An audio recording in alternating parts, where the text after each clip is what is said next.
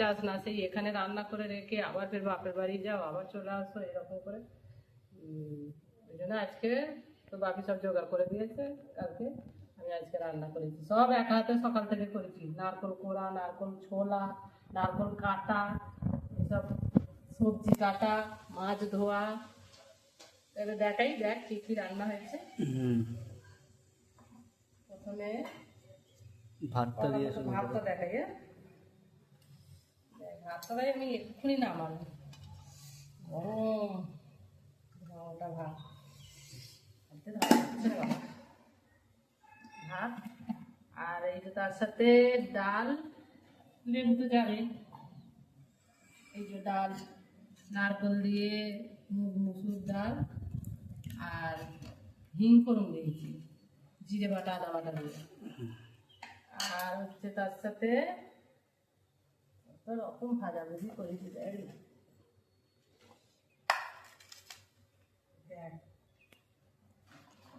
দেখো ভাজা তো রান্না পুজোর মতোই হয়ে গেছে। হ্যাঁ, রান্না পুজোর মতোই করেছি। দেখ, প্রথমে দেখাই আলু। আলুটা সবাই ভালোবাসে বলে আলুটাই বেশি করে ভেজেছি। আলু ভাজা, এটা হলো কুমড়ো ভাজা, এটা হলো উচ্ছে ভাজা, আর এটা হলো ওল ভাজা।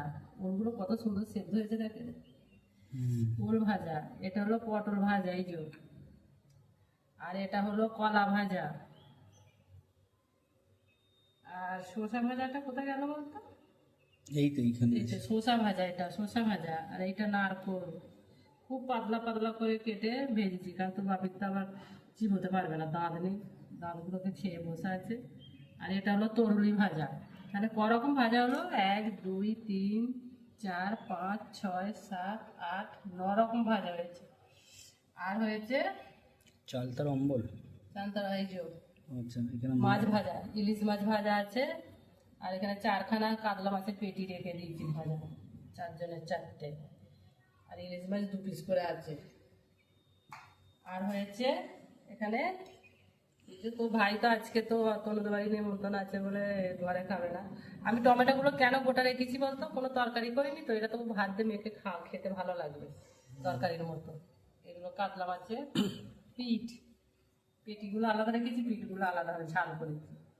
আর হয়েছে এতে ইলিশ মাছের তেল আছে, খাবি তো? হ্যাঁ, আর আছে এই যে গুড় অম্বল, চালটা দিয়ে চালটা দিয়ে গুড় অম্বল। দেখ কত ঘন ঘন হয়েছে একেবারে, কালকে আরও বসে যাবে।